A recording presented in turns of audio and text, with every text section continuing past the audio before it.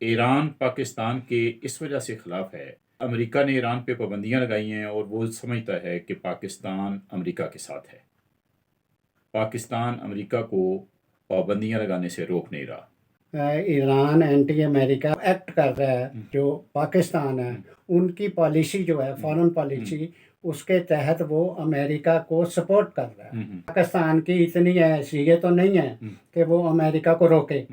जो आपने कहा ना अमेरिका रोक नहीं रहा, अमेरिका को ये रोक नहीं सकता, लेकिन अपनी पॉलिसी के नतीजे में ये अमेरिका को सपोर्ट कर रहा है। क्योंकि जब आप अमेरिका को अड्डे देंगे, जब उनको एयरपोर्ट देंगे, तो नेचुरली आप उस मुल्क के अगेंस्ट कर रहे हैं कि जिस मुल्क को अमेरिका भूखा मार रहा है वहाँ के अवाम को। वहीं सब अमेरिका पाकिस्तान के अड्डों से ईरान के अंदर कोई अटैक तो नहीं कर रहा।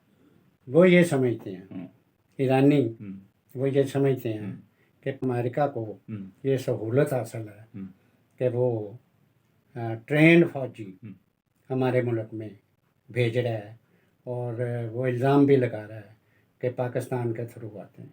अमेरिका ने उनके जर्नैल मारे हैं। डायरेक्ट कोई जंग नहीं हो रही, लेकिन जंग नुमा हो रहा है। कभी ईरान उनके सफ़ीर पकड़ लेता है, कैद कर लेता है, कई कई महीने कैद रहते हैं अमेरिका के, बड़ी मुश्किल से वो छुड़ाता है। और कभी वो उनके जर्नैल मार देता है। उनकी इतनी सख्त आपस में लड़ाई तो मैं नहीं कहता कि यहाँ तक है कि वो यूएनओ को उसने ईरान के खिलाफ किया हुआ है कि ये एटम बम बना रहा है, और इसका एटम बम बनना जो है ये पूरे एरिया के लिए ख़तरनाक है। इसलिए अमेरिका ईरान के खिलाफ है। अफगानिस्तान से जो पाकिस्तान में दहशतगर्दी हो रही है वो किस वजह से हो रही है? अफगानिस्तान से तो सीधी सीधी दहशतगर्दी हमारे मुल्क में, पख्तूनख्वा में,